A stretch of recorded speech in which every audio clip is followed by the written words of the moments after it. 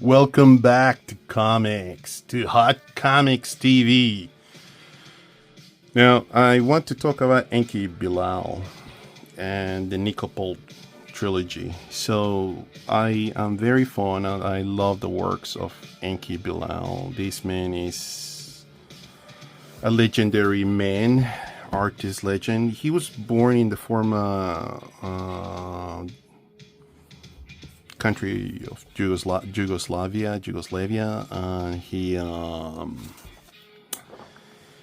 He moved to France a long time ago, so he's French. He's a French man now. He's a French, and he does graphic art work. He's not only just a comic book artist. He's a designer. He's a filmmaker. He made out of the Nikopol Trilogy.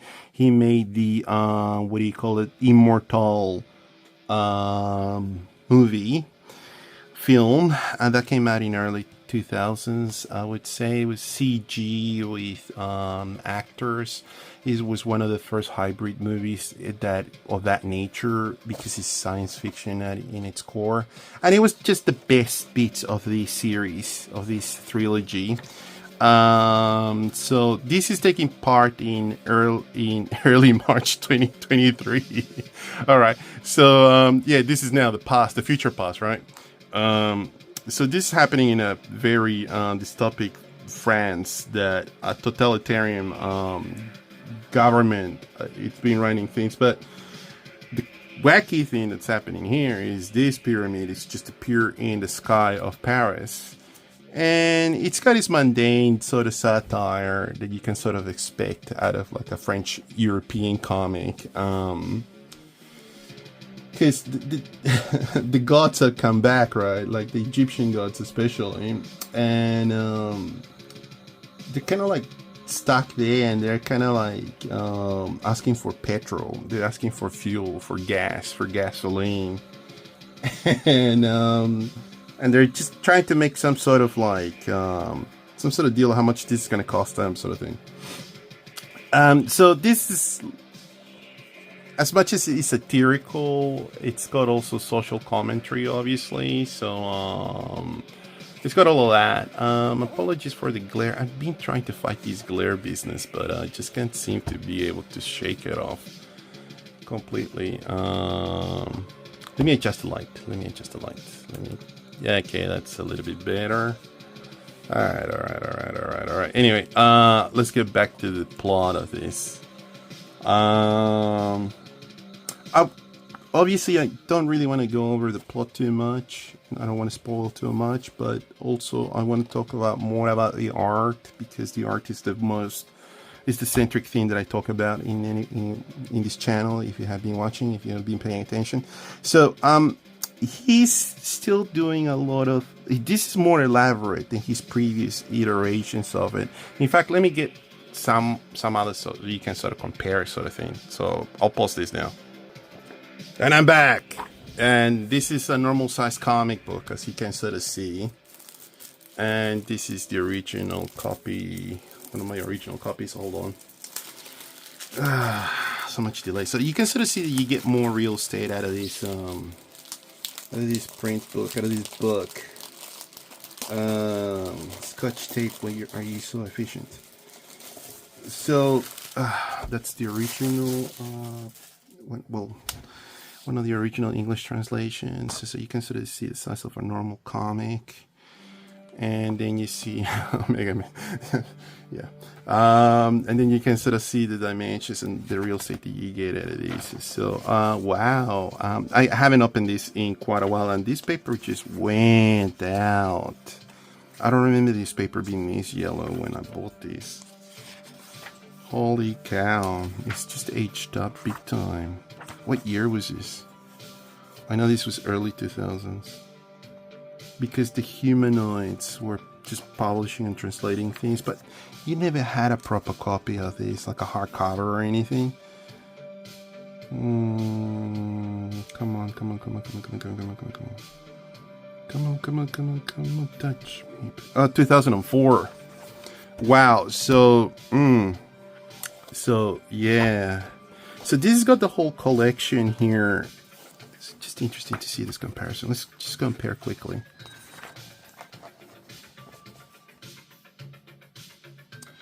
I feel that this is a little bit more burnt. The colors are a little bit darker on this version, whether in this ones are a little bit lighter.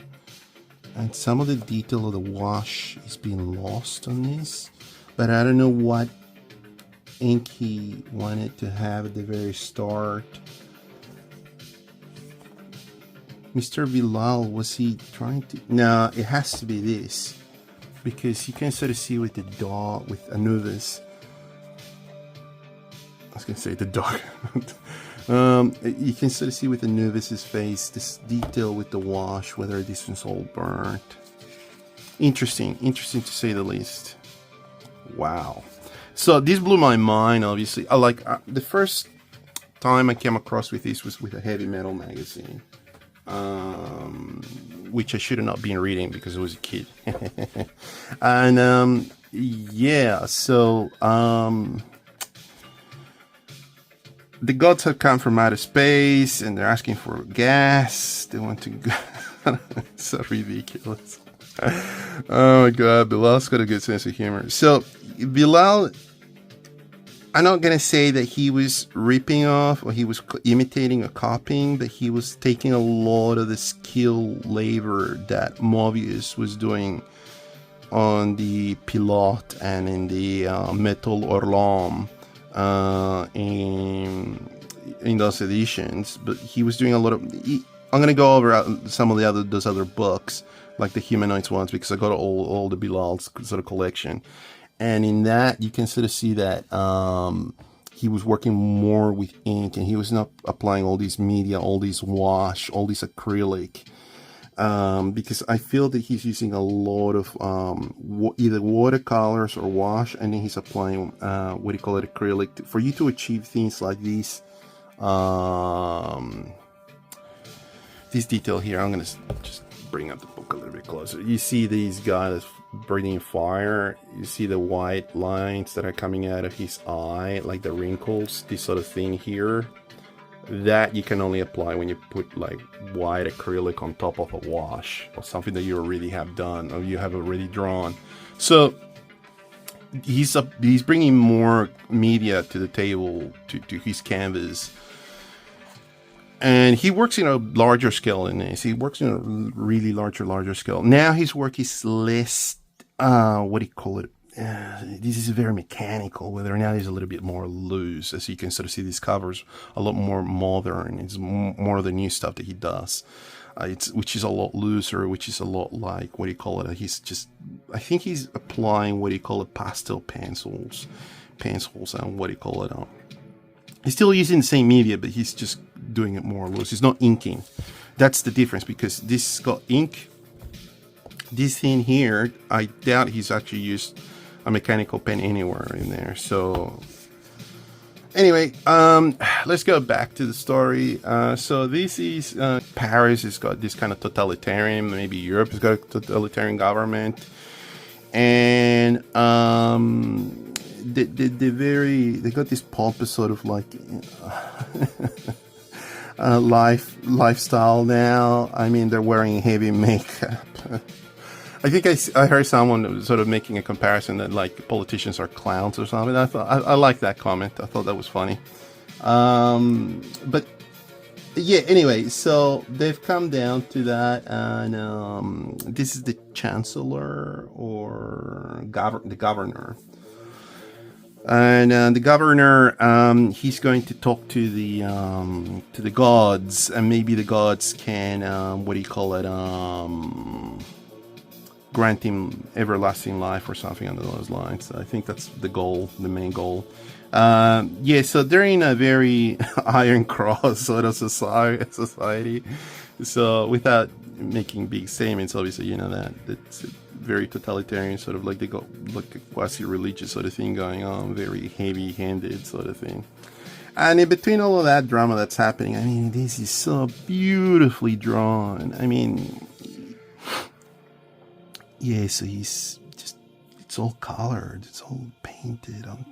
Wow, every time I see his work, I'm just always inspired. Like he's does such beautiful works. He's such a craftsman. His craftsmanship is so up high. So the depiction of like of Paris, the Elysee, it's you can sort of see that people are not living in a. This is not the best of times. Things have gone a bit sideways, I think, and there's a lot of mutated people because, like in the gist of the story, is that this is after World War III or something. There's like nuclear wars have happened, and people are mutated, and everybody's like not in the best of health. So in all that, between all that drama that's happening between the gods, the politicians, and everything else, like what do you call it? Nikopol. I can't remember his first name. I haven't read this in a while. He loses his leg, so he's going to be, what do you call it? He falls off because he's serving a prison sentence, and in that prison sentence, he's supposed to be out there for 20 years or something in outer space, frozen, and then suddenly his capsule prison ship sort of crashes, and then he loses his leg, like he's made out of ice cream or something. But in between all of that, Horus, one of the gods, he's very cheeky, that god, Horus. He just decides to get out of the boat, out of the pyramid, and it's like wants to possess one of the, a human, a good candidate. And here's a chance of trying to make a deal with the gods, and I'm not going to get into that, but this is awesome.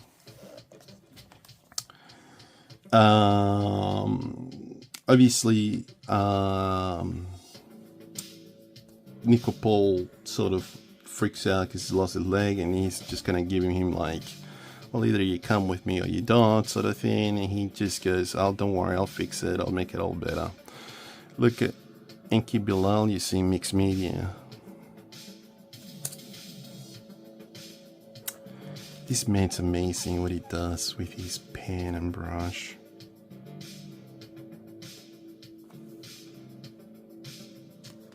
Amazing work.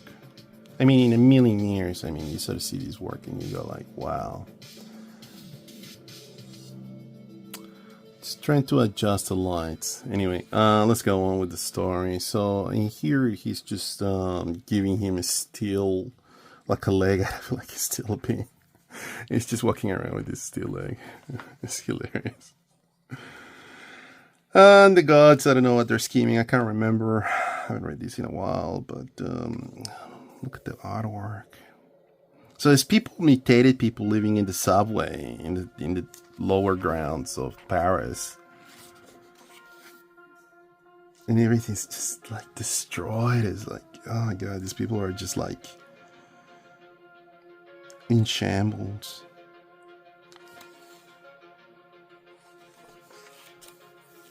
So the deal is that, from what I remember, is that I think that Horus wants Nikopol to become a politician, so he can become the governor. But it's all shenanigans against the other gods as well. So the dystopic future where everybody's kind of half mutated. And oh my god, what's this man on? What's he taking? I want some. Yeah, the super violent hockey game where the USSR still exists.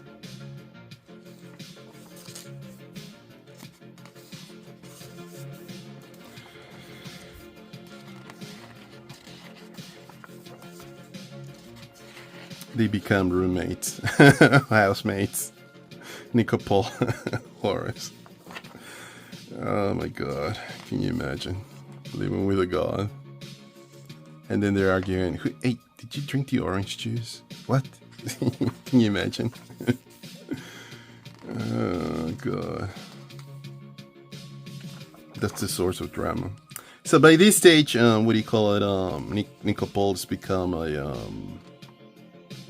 he's becoming the competition of the chancellor, or I mean the governor. Bourget, Bourgeois, Borges, Bourgueux, and all of this happens in the news thing. Makes him look like a fool. Says the wrong things.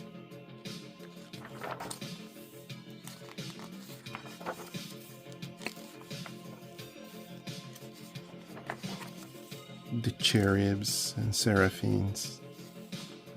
Yeah, that's like an assassin that comes in, and then Horace is just like Anubis, and the other gods are there with the crocodile and the snake. All the other gods are around.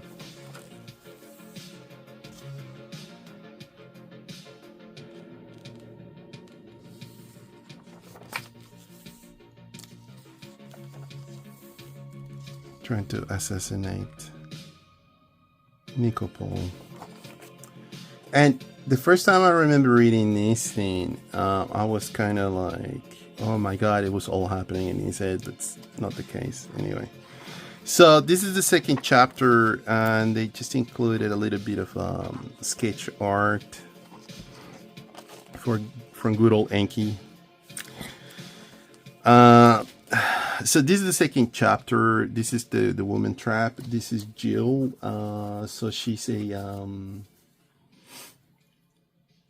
journalist. That's right. She's a journalist, and she witnesses her boyfriend being killed, and she starts taking drugs, and she goes into kind of like a drug trip and all these other surreal sort of things. So this is a little bit more surreal. So this is the thing with like Enki Bilal, is that he's working with all of these topics, but he's also bringing, what do you call it, all these other sort of dystopic topics, like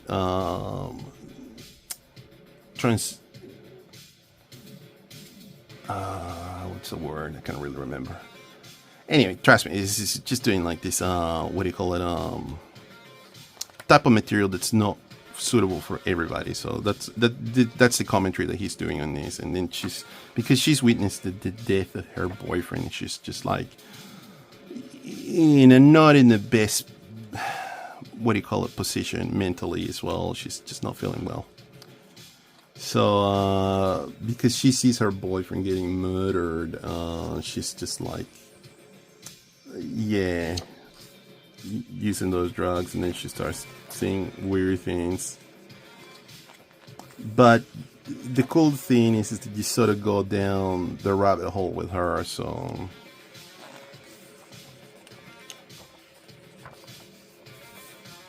beautiful work.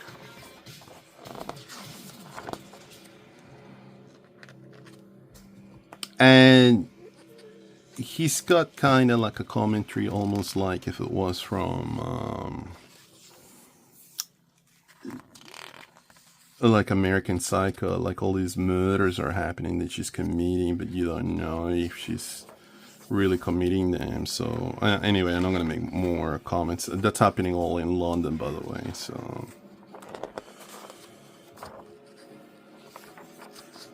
this came out in the 90s, I dare to say. This is quite like later on, the period of time after Nikopol's first book.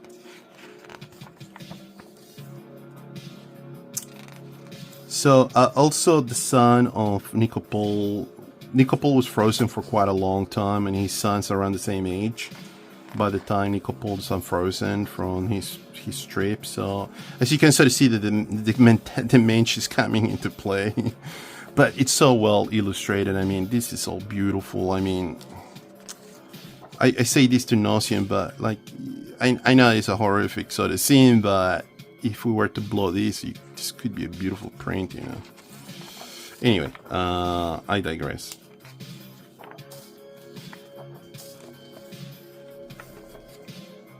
She's a junkie. No, I'm joking.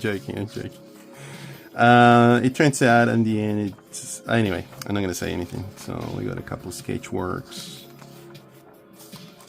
Jill and Nikopol. This is about Nikopol's son. This story is a little bit more fragmented. Nico.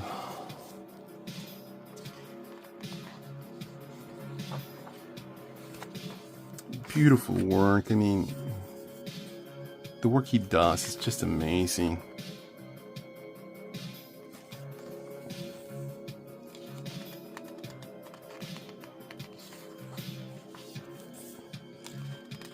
And the color palette that this man brings on board is another thing. I mean, the other ones are this all gloomy, it's in a city sort of thing.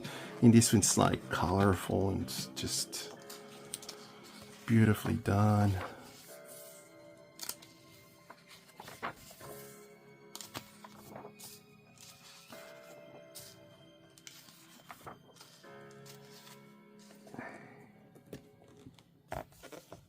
Anyway, I'll go through it quickly on these other pages because I just don't really want to spoil it for anyone who wants to purchase this. In the end, I'll just highly recommend this to purchase this. This is a beautiful piece of, like, beautiful collection of stories by Enki Bilal. Look at this. It's amazing. Amazing, beautiful work. And if you like art and if you like science fiction and if you're into something that's going to provoke and make some sort of commentary or do something cool in your imagination, please by all means come and get this collection. This I'm pretty sure is still pretty available out there. Oh no, I got it's damaged. This is still pretty available out there, and there's the man himself. So what's the spiel? Enki Bilal was born in the former Yugoslavia in 1951. His Belgrade childhood during the reign of Tito was instrumental in setting the tone and the geopolitical themes he developed during the collaboration with Pierre Christine, in particular in his solo work as well. Yeah, Pierre Christine, Jean-Pierre. We're going to take a look at, what do you call it, that other science fiction works of his. I can't remember the name of it, but yeah. So this is beautiful work. Again, I cannot recommend it enough. Please do yourself a favor and get this and start a conversation. I would love to hear your comments. See what, if you have read this, please let me know. I want to talk about this. This is why I do this channel, because I don't really get to talk about it with anybody. Anyway, please like and subscribe and all those good things. Thank you for your time. Till next time.